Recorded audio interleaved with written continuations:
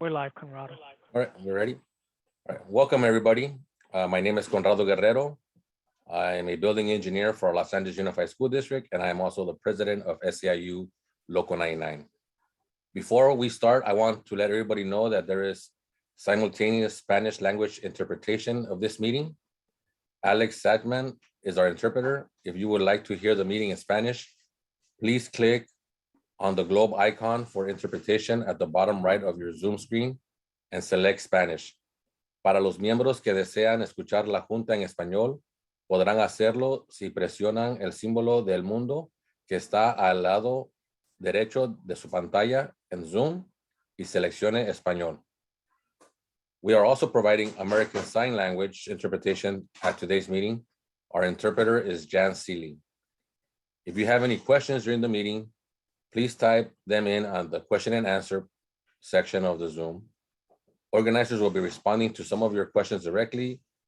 We won't be able to get to everyone's questions during the meeting, but if we are not able to address your question today, an organizer will reach out to you to follow up with your question.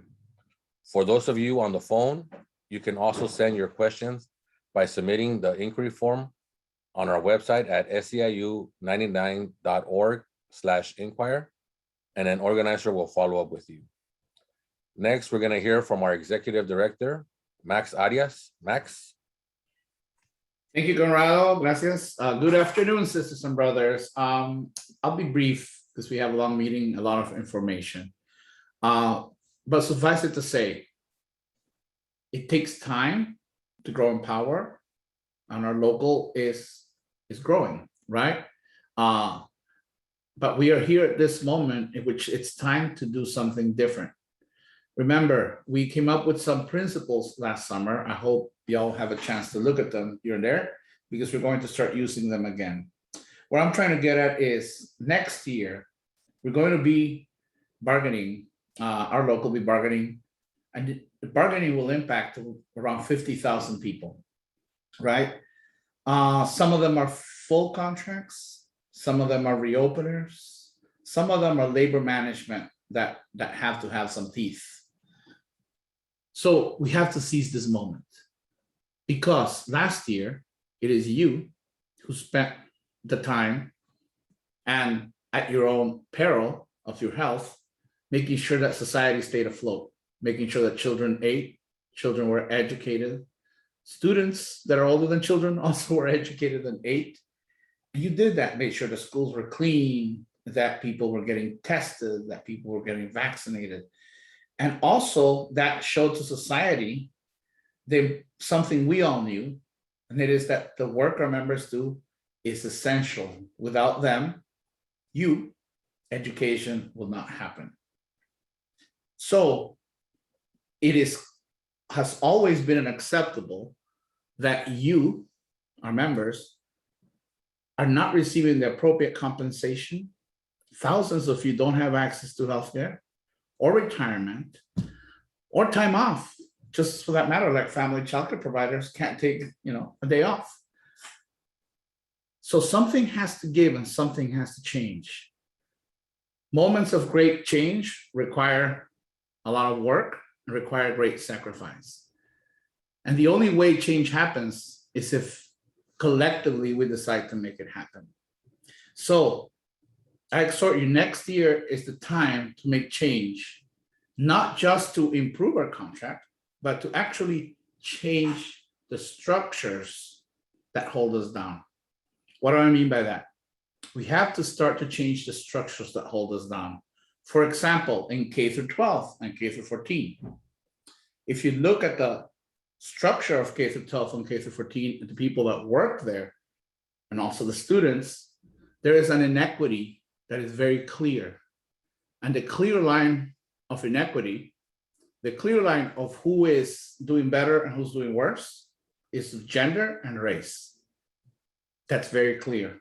It is women, Black and brown women, that are doing the hard work, and men too, right?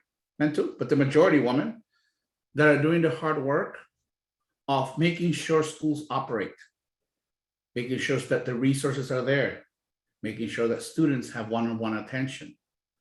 And it is unacceptable then if all the work happens, that also it is this group, you, that is struggling the most and that has to find other jobs.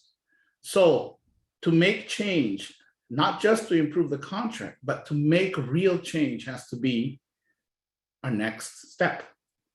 We have built, we have worked, we have organized. We're not, we're never going to achieve perfection, but I do know that right now is the moment to seize it. What do I mean by structural change?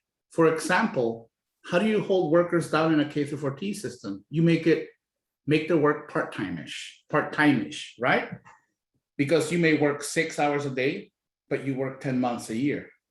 You don't even work the full 8 hours. And on top of it, districts are figuring out how to cut more work time. And as some people in the district employees are celebrating their Christmas, there are tens of thousands of people in districts that are struggling for Christmas and don't have. So we have to change, one, the amount of hours that are available to work. They have to be improved. They have to be increased.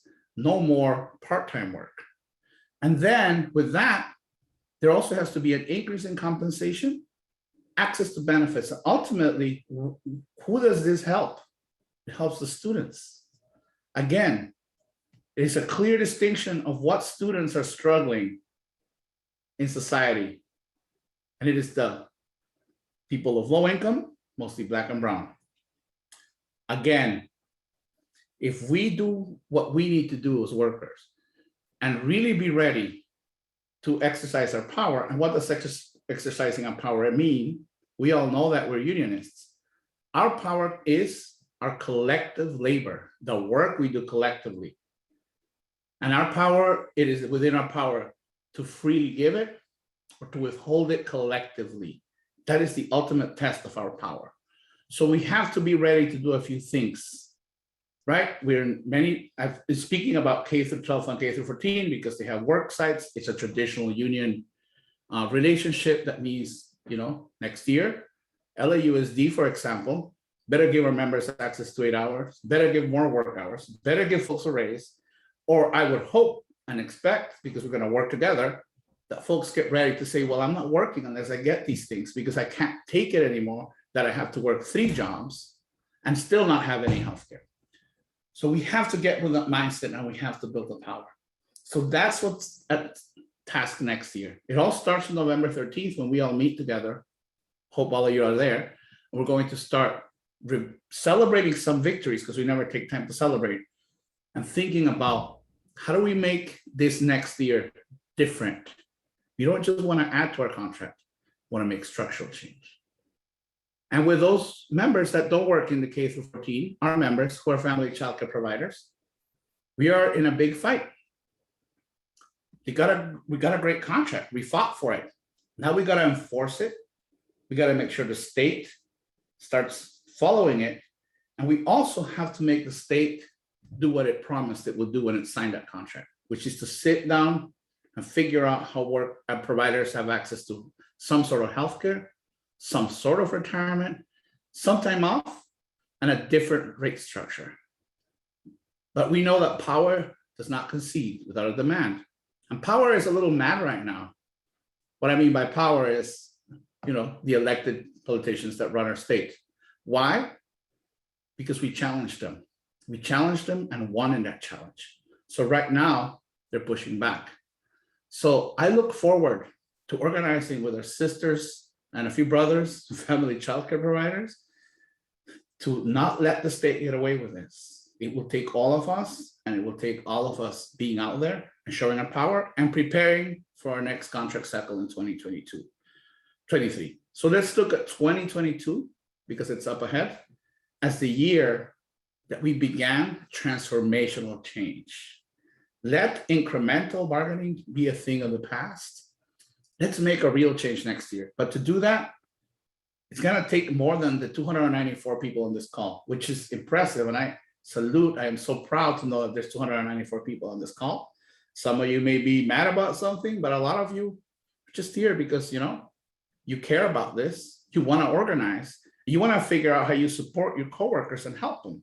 The best way to help them is to organize with them. to build power in your school site and not let anybody treat you bad, because it is unacceptable. We're all human beings and we're all valuable.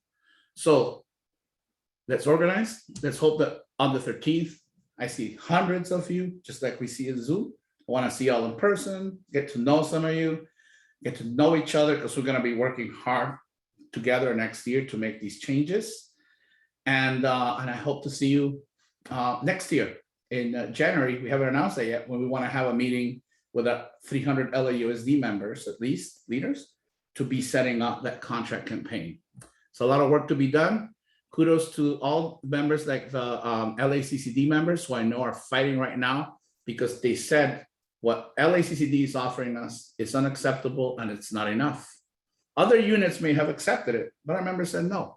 So they're there trying to figure that out, get ready for action, and we need to be there to support them. Same with Santa Monica Malibu members and all others. So it's heading back to you, Conrado. So let's go fight, win, and look forward to seeing you on the 13th. Definitely, Max. Thank you. Go fight, win. I like it. Next, we want to report on where our negotiations are with our different employers. And joining me with that would be our Executive Board Secretary, Agnes Braga. So between her and I, we'll be alternating these slides. If we can go to the first slide, please.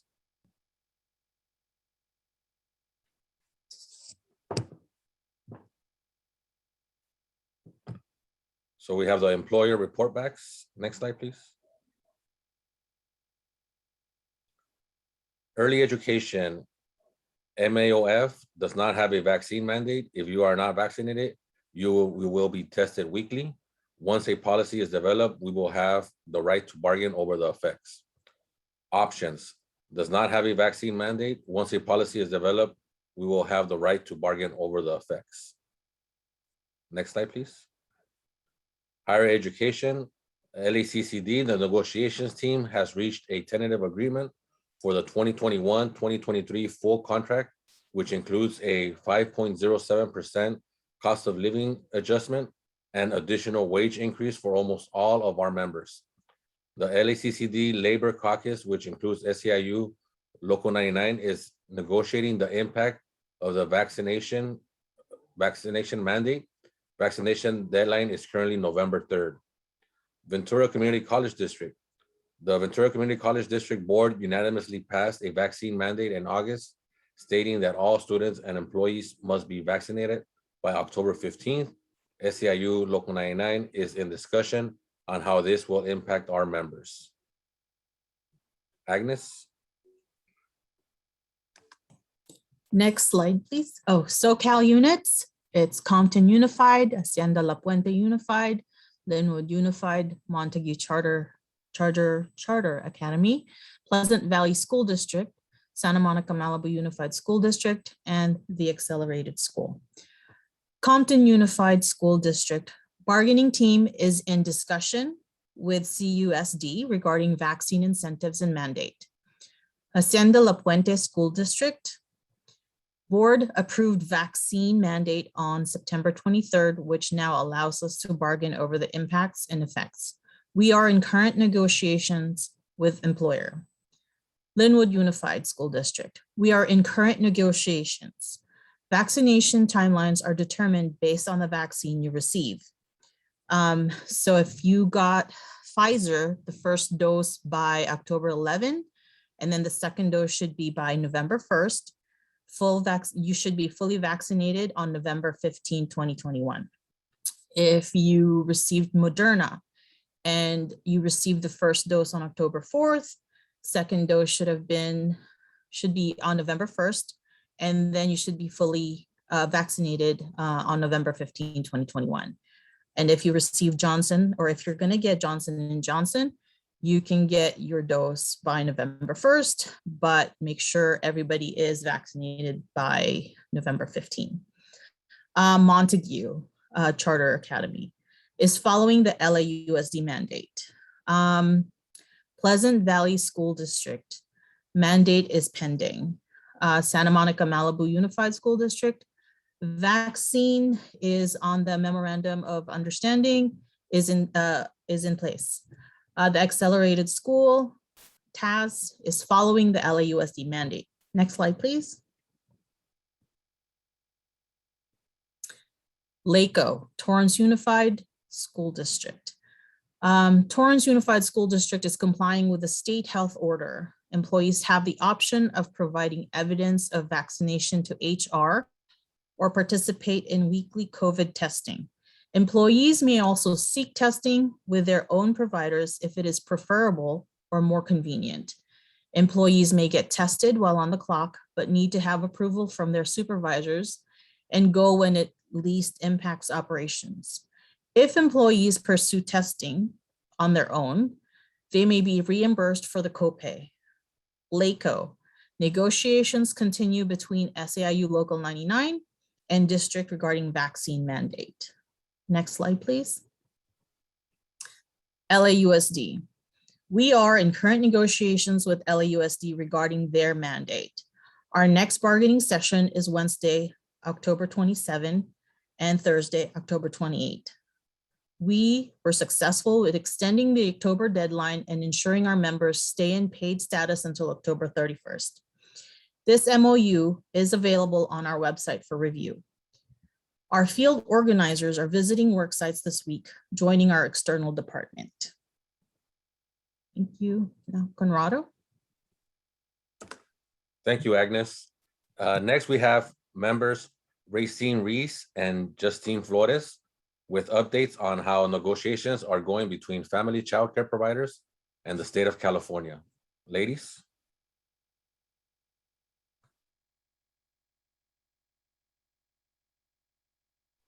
Conrado, thank you very much. My name is Maria Duque. I'm a union representative with SEIU Local 99, specifically childcare. And I'm going to segue to one of our negotiation team members, Justine Flores.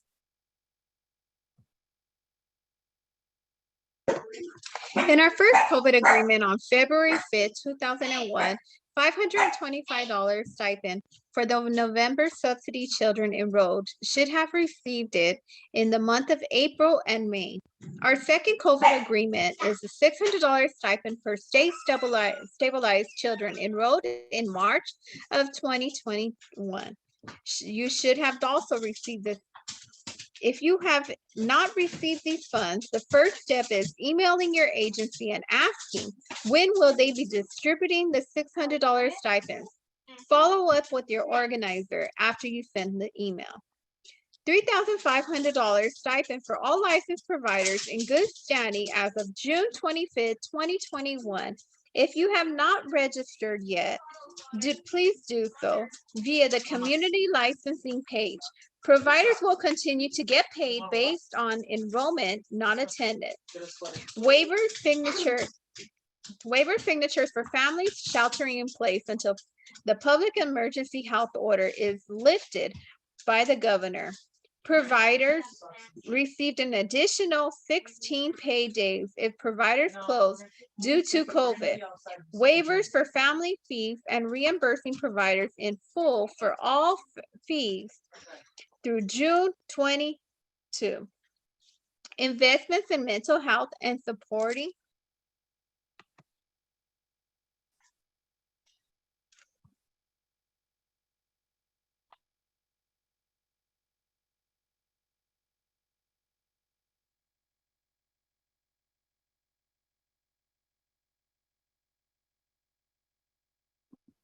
Perfect. Thank you so much, Justine. And it's also this slide about the contract updates.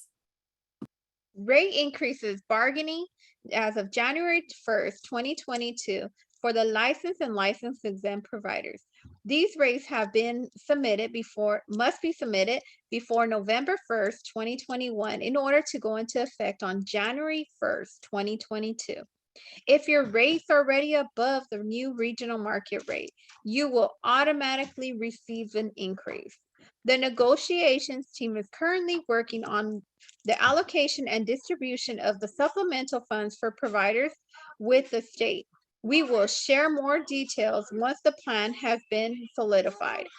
A one-time $500 licensing incentive for licensed exempt child care providers who obtain and retain a license for at least 12 months.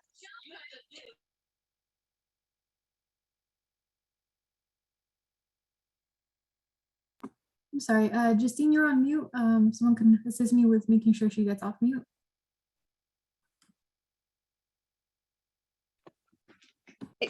Sorry about that. A grievance process to fairly resolve problems and violations of our contract. The establishment of joint labor management committees with the state to determine solutions and come up with the recommendations to complement topics such as addressing paid time off, healthcare, retirement, timely payments, fairly referrals, training and professional development, and much more is ongoing. Thank you very much, Justine. Moving along, we do want to share more information about the rates. Racine?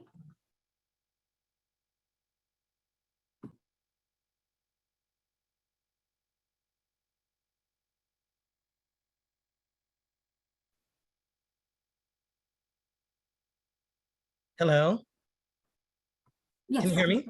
We can Hi, hear you. I'm sorry, I can't start my video. It says the host has stopped it.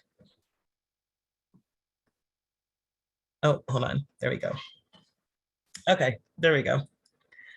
Okay, so these are the new regional market rates that will be going into effect in January, on January 1st of 2022. These are the rates for LA County, and I believe we also have the rates for San Bernardino County as well.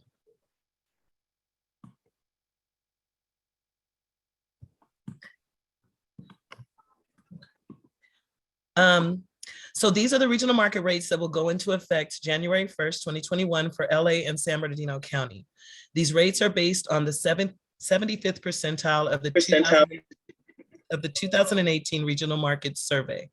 All providers contracting with a state subsidized program will be able to update their rate sheets as early as November 1st, 2021 to go into effect January 1st, 2022.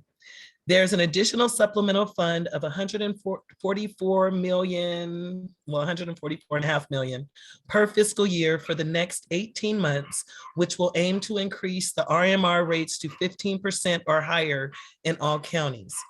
The supplemental will also support providers that are part of the fetch-in programs. And in upcoming months, the negotiations team will work alongside the state via the rate restructure Joint Labor Management Committee to make recommendations on how to create a fair and equitable rate structure that benefits all providers. Perfect. Thank you very much, Racine. Another thing that we wanted to share with everyone this evening is with regards to our JLMCs and grievances. So through our union contract, Joint Labor Management Committees were established and is part of the current union contract in place for family childcare providers. Similarly, grievances is another component, a great victory of this first union contract for family childcare providers. Unfortunately, because many of the current subsidized programs in our LA and San Bernardino County and other areas that we represent as a statewide union have not been adhering and complying to the current agreements in place, the union has already filed grievances with regards to the following items. So around the COVID closures, the survey that the state put out, family fees that were not being waived, hold harmless. So providers still getting paid if there's family sheltering in place. And then the last one, timely payments, right? So there was issues with the stipends not coming at the right time, to just name a few. And similarly, as mentioned, through these joint labor management committees that have started since the month of July, providers that are part of the negotiation team like Racine and Justine have been meeting with the state of California around personal time off, retirement, health insurance, and training and timely payments. Unfortunately, we are at a bit of a standstill with the state of California in negotiations, or in this case, recommendations through the JLMCs. So it's now more than imperative to ensure that providers are taking action as it took place in the last few months when we were negotiating our first union contract for family childcare providers. I'm going to segue back to Racine.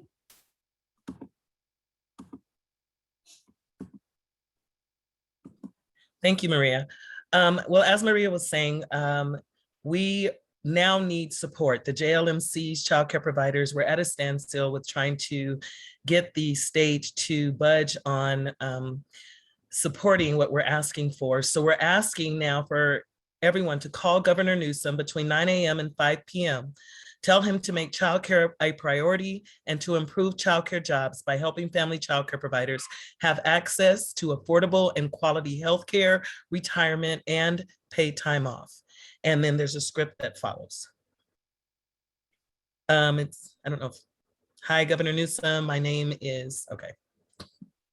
Yes, please share. Okay. Hi, Governor Newsom. My name is Racine, and I am in San Bernardino County. You committed to supporting family childcare providers in their contract, and we are calling on you to honor that commitment now.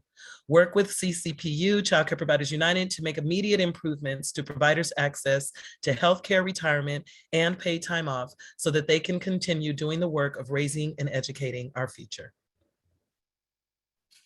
Thank you very much, Racine. And I do want to share the slide. We also have it in Spanish. So if you are one of our Spanish-speaking providers that's on today's membership meeting, please take a screenshot. And similarly, with regards to the rates, if you do want a copy of the rates for your county, I'm going to put the information on the chat, but please reach out to us as well. Thank you very much.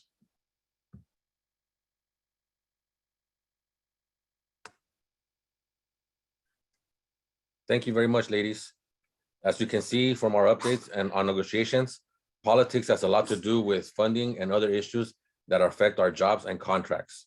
So to give us an update on political issues that impact us on our communities, here is Lester Garcia, our SEIU Local 99 Political Director. Lester?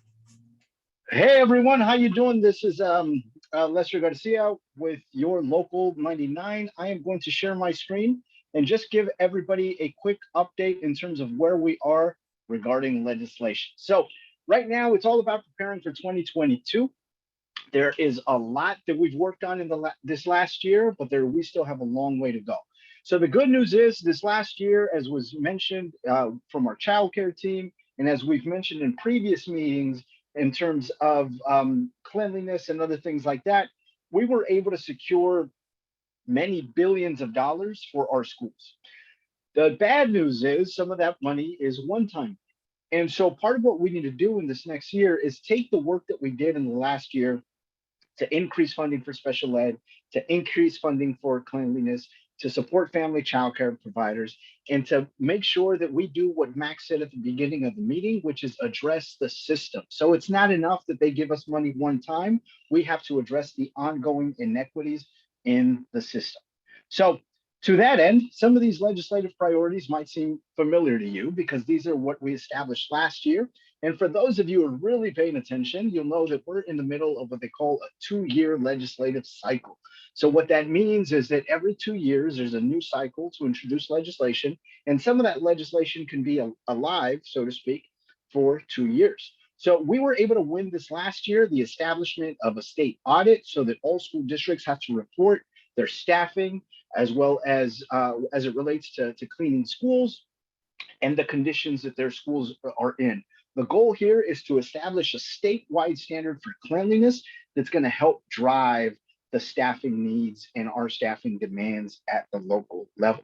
So there's still a lot of pushing that needs to be done. I'll get into that in a little bit. Next up, of course, we have support for our family childcare providers. As you just heard from our team, there's a ton of work that still needs to be done to make sure that we address the decades of inequities with our family childcare providers.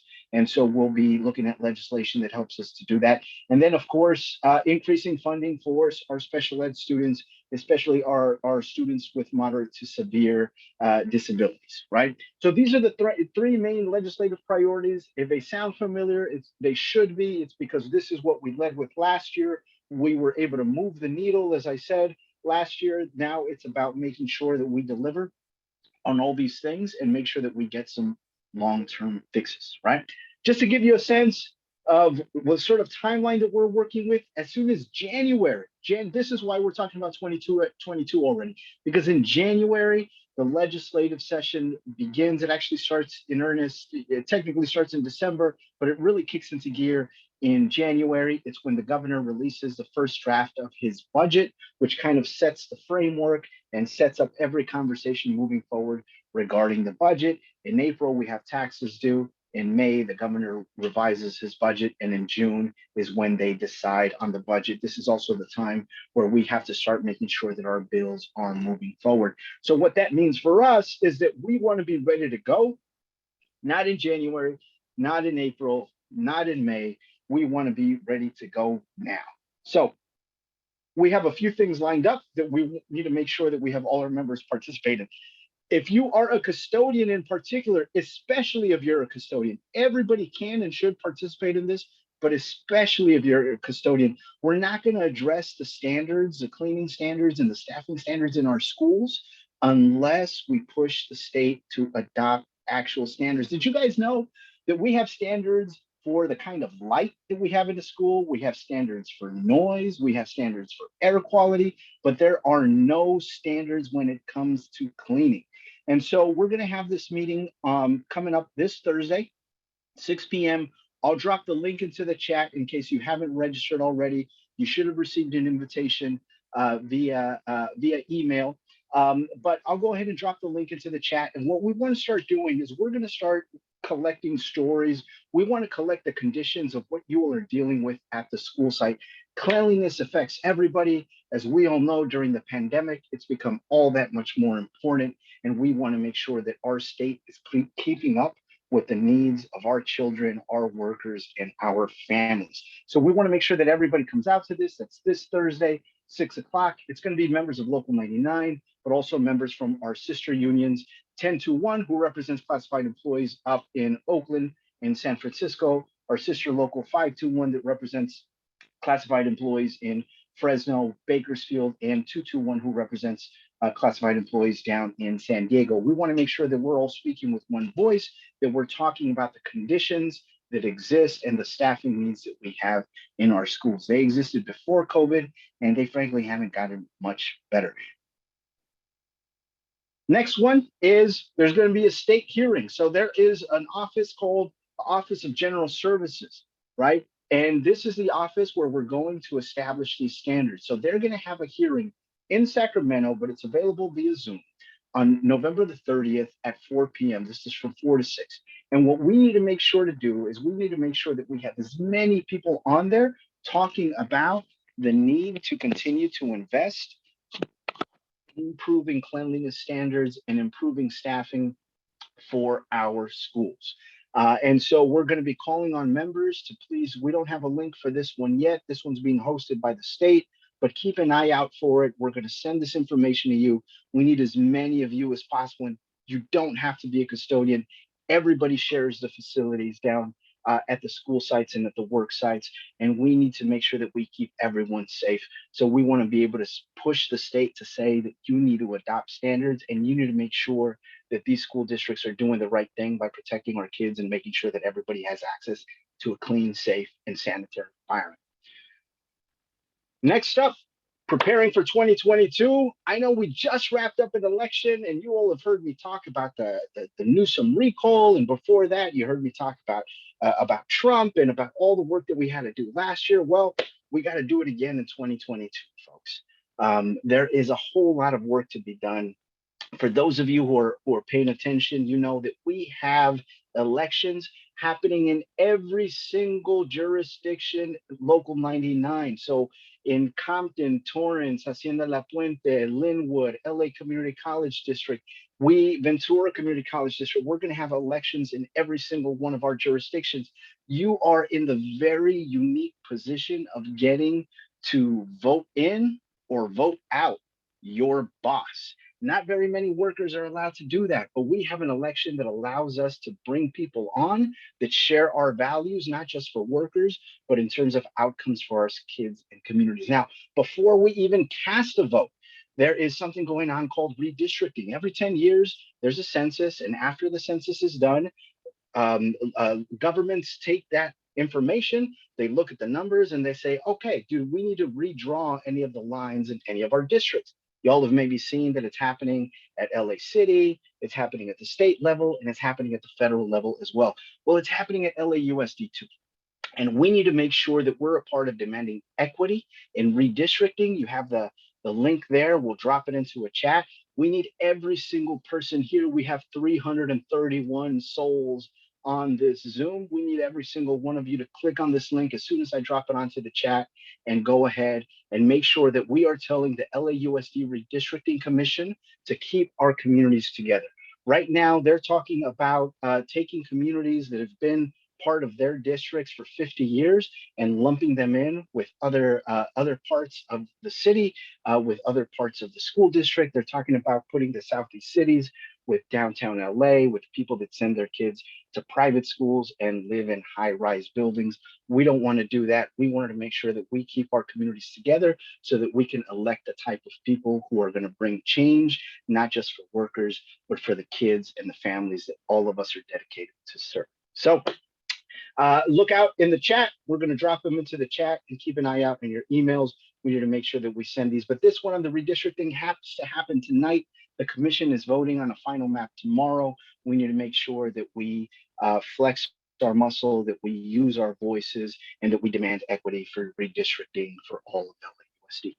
And that is it for me, Conrado. I'm going to hand it back to you. Thank you very much, Lester.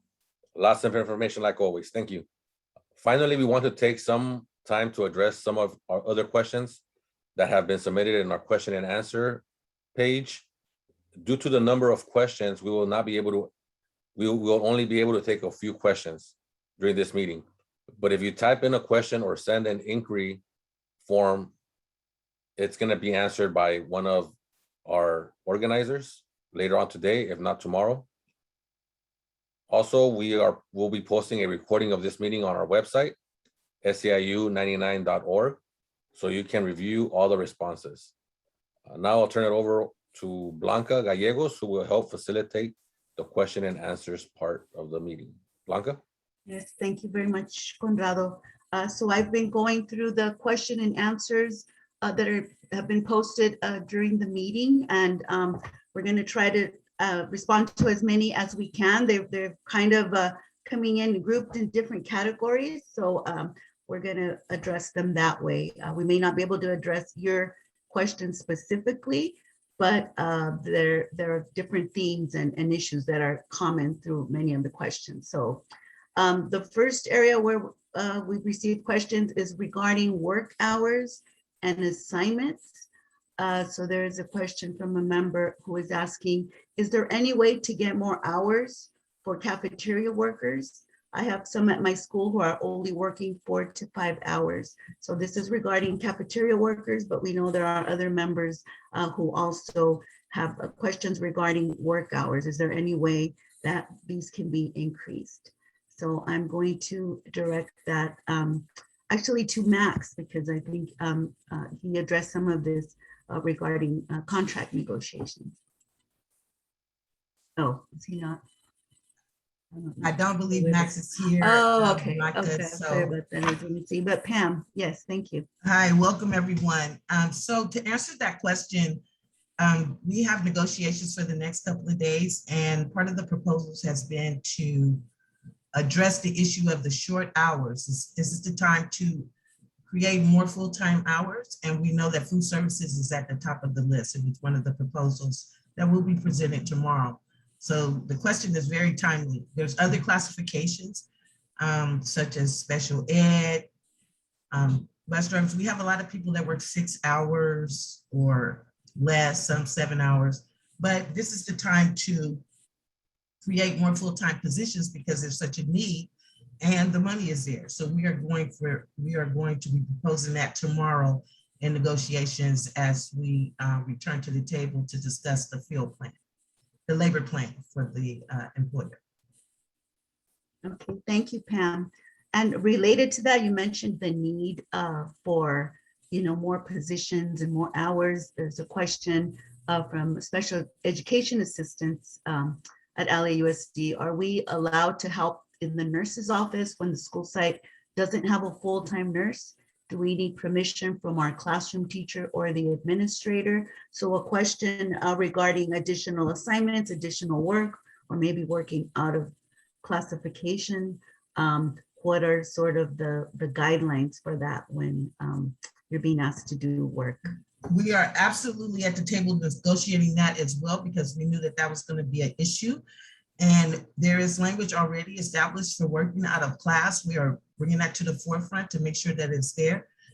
But also, we need for folks that are getting pushed into these situations to let us know, because that helps us at the table as we address these issues and the need for not only for people to be compensated for the additional work that they're doing and the higher classifications, but also to make sure that people are not getting bombarded with work that they should not be, because we're trying to address the issue of having a shortage of staff as well, right? So all of these things help. So as these things occur, if you could let us know through your rep, through inquiries, calling the MRC, but we are addressing that at the table. And negotiations are going on tomorrow and Thursday. So please continue to watch the website for any updates around some of these questions. Thank you, Pam. We also received questions regarding wage increases and the teachers' recent 5% wage increase that they negotiated. So now that the teachers union has approved their tentative agreement, what does that mean for Local 99 members? Because we had a Me Too clause, was the understanding in our contract. So as it pertains to the wage increase that the teachers, as Max spoke about in our last regional meeting, membership meeting, that was due to their contract negotiations for 2020, 2023. We'll start negotiations in January. We actually have started, getting prepared on how we're going to execute that. But please believe that we are going to be asking for 5%, if not more, but definitely for that, because we're due that. But that was for their full contract negotiations, and we have not started ours yet. So the Me Too clause applied to any off cycle and things that were before, if they got anything different than us before full contract negotiations. However, we won't be addressing our proposal on the pay increases until we get to that table for full contract negotiations, which are deemed to be starting around January, sometime in January. Okay, thank you. And so also related to wage increases and the contract, we have the member asking, why fight for a raise rather than changing the basis for some in LAUSD? Because also it seems that when raises come, so are unpaid days. So how is that being addressed? It's amazing. We're all on the same wavelength. That is definitely one of the proposals that we posed when all of this started coming about as far as filling in the gaps and what's happening because of this mandate and things of that nature. It's time to change the basis, because we have employees that are slated to work, they're 9-month employees like C-base, right? Which is like 9-month employees, but then they end up working 10, 11 months, which changed the basis. So we're saying these people that are already there, it's time to increase those bases to make it right, because we know that it's going to take a lot to get everybody caught back up from the almost 2 years of being out of school and on remote learning. So there's a need. So we have been proposing that, and that's something else we'll be negotiating tomorrow as well. Thank you, Pam. And then we received many questions regarding the vaccination requirement. So I'm gonna try, some of them were similar. I'm gonna try to go through some of these and we can address as many of the questions that came up. One is, are we still allowed to get the vaccine even though we passed the October 15th deadline? Yes, you actually, the October 15th deadline, it stated that if you have one shot in your arm, you could continue to work as long as you were going to be getting your second shot by 11/15. So this paid, you're on paid leave right now until this Friday. After Friday, you go on an unpaid leave. They won't start doing invoking these disciplines they've been talking about that we are against and we're fighting until November the 1st. But if you get that shot in your arm, say it's Johnson & Johnson, which is a one-shot type of deal, if you have that in your arm by 11/15 or before, this goes no further and you just come back to work. Did that clear up that question? Yes, there was a related question. It's asking, how is it possible to be separated if I have the opportunity to come back as long as I'm vaccinated? So I think you addressed that. The you will not be separated. Right, but they're obviously gonna start paperwork. We're against that. We are fighting that, but they have a right to do that. And there is a process. It should due process in their contracts. And so we're gonna fight that. And if you get that vaccine in your arm before then, that never comes into fruition. But we still have to follow our process as filing grievances against this discipline because it should not be. Okay, thank you. Another question is, for those of us that have been restricted from returning to work, are we still receiving benefits?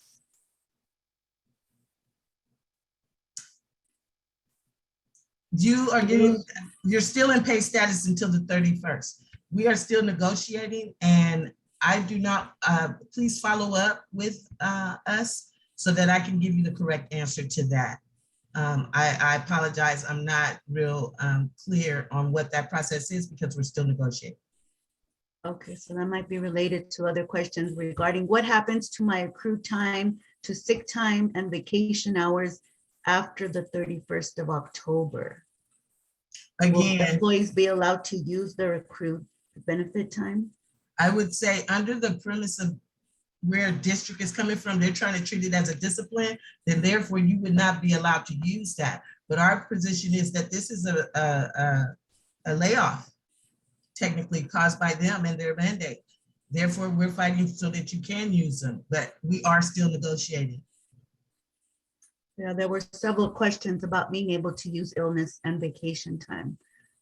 So that addresses, so I guess also that's in negotiation, so members should stay tuned for that. Right, because they look at it as being, they're trying to use it as a punitive action, and we're saying that it should not be punitive because they gave them a choice, and that's what we're fighting for. Therefore, if we move the table in that direction, they should be allowed to exhaust that. We don't know what that's going to be. That's why we're in negotiations. So I can't say one way or the other yet, but just know we're fighting for that. Thank you. There's also questions about, what happens after October 31st? Are we losing access to daily pass and district email? If we lose access to everything, then how are we supposed to receive any information from the district regarding their cases or their? Again, as far as those are district, these are questions that we're asking district about. However, if that does occur, please stay on top of the on the SEIU website, because we will make sure that you get whatever information is updated, but we definitely do not know that answer as of yet. I agree. How are you supposed to get information? But as far as the daily pass, I'm pretty sure you wouldn't have access to that if you're not allowed on the campus. I think that's one that I feel comfortable saying that I think you would lose that. But the communication piece for access to your emails and stuff like that until you're actually separated, I don't know yet. But we will make sure that we address it. Thank you, Pam. So also many questions about the process for reasonable accommodations. What is the process? Some members are seeing coworkers who, are receiving reasonable accommodations, and others are being denied. So what is the process that the district is following for reasonable accommodation? I think this is going to be a wonky answer, but reasonable accommodations is the HR process. Reasonable accommodations is language that's in your contract and is based off of what they have available. So let's say, I'll give you an example. If I am a mechanic and my work is hands-on at the location, if the work that they have available to accommodate you with is for instructional, that's not going to be something that they're going to be looking to accommodate you with, right? You can't teach students if that's not your position. So based off of that, I'm assuming some are getting it because that's where they have the need, and others are not because they can't accommodate because there's no work. A bus driver cannot teach a special needs student. So if the need is for a student, teaching a student remotely, they can accommodate. But if the bus driver does not have that skill set, then that means they may not qualify for that. Now that's the understanding I got. Now, if there's other positions that can be accommodated for your particular classification, That's different, but I believe that that is the issue. The other issue is people are not understanding. It's not a matter of putting me in an area where I only work by myself in this silo. That mandate is across the board, including for labor partners. Even as reps, we cannot come on the campus without being vaccinated. So it's not a matter of finding something in a silo by yourself to keep you separate, to try to keep you working. They're saying this mandate is across the board. So no one can come on any of their sites or their campuses not vaccinated. Okay, we also have, questions about why there's the need for a mandate or requirement for the vaccine. Why do we have to be vaccinated if we are getting tested every week? Is one question. So let me be clear, the union is pro-vaccine for public health safety reasons and for our communities and for the health of all of us. However, we are not pro-mandate. That is something the district has made a decision to do, and they have a right to do that as an employer. And they've taken that stance. So what we are trying to do is figure out the best way to take care of our members in this particular decision that they've made. We are not pro-mandate. We feel that our position is that, yes, they should be allowing it to go along the same lines that the governor has said, but they made a different choice and they have a right to under our contract. Okay, and related to that, I mean, we heard in the reports that some employers, some districts are not making it a requirement. So why do some employers, some districts have a mandate and others do not? I can't speak to, we deal with 14 different employers. And based off of that, they all have different perspectives on it. This is, LAUSD has taken the stance as the second largest school district in the nation. I'm not sure why they did it, but I can understand that there's over 600,000 students that go to LAUSD, and some of those students don't even qualify for vaccines as of yet. But it's no different than any other requirement that they enforce, such as TB at one point was a priority for that era. So was polio and measles. And so at this point, this is the epidemic of our generation, and this is the decision that they have made and the process that they have chosen to choose. Now, it's different for each employer, but for LAUSD, this is their position that they have taken. Okay. And I think this will be our last question.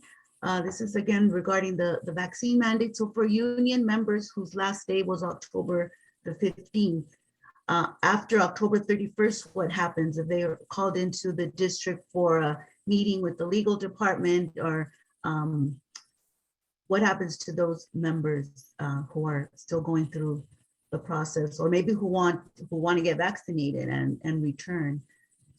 So again, I've already explained the process. Like if October 15th, if you had one shot in your arm, the mandate said that you would be allowed to continue to work, because then you would be on track to get your second shot to be fully vaccinated by 11/15. Those that chose not to get that shot in their arm because they needed more time, which we fought for that extension for people who said they needed more time to educate themselves, you have an opportunity to get that shot in your arm before 11/15. So if you do it before 11/15, before or by 11/15, then everything goes back to normal. However, I think I just confused myself. Your question is what are they supposed to do? You said something about the legal team. That person asked a question in the Q&A, and I've given them the contact number for Margaret Ortiz, because that's a little different. I'm not sure what that process is when they said in front of the attorneys. So I'm needing some more details on that. So I'm gonna not answer that live because I need to follow up on what that is, what that employee is really speaking about. I have not heard of that process as of yet. Okay. Okay, thank you, Pam. And I know there were also other questions that were related to specific cases or situations that members are going through. And I know they will all be followed up with an organizer. So absolutely. Yeah, so thank you very much for your responses, and I'm going to send it back to Conrado. Thank you. Thank you very much, ladies. Once again, everybody, thank you all for joining us today. We are, like we have said, we have bargaining tomorrow and on Thursday. Once we have more information, like Pam said, keep an eye out on our website for more information. A lot of these questions will be answered after those meetings when we get some answers. And that will be our meeting for today. Thank you, everybody, on the team that made this happen. And thank you, everybody on the other side, for joining us. Have a good evening, everybody.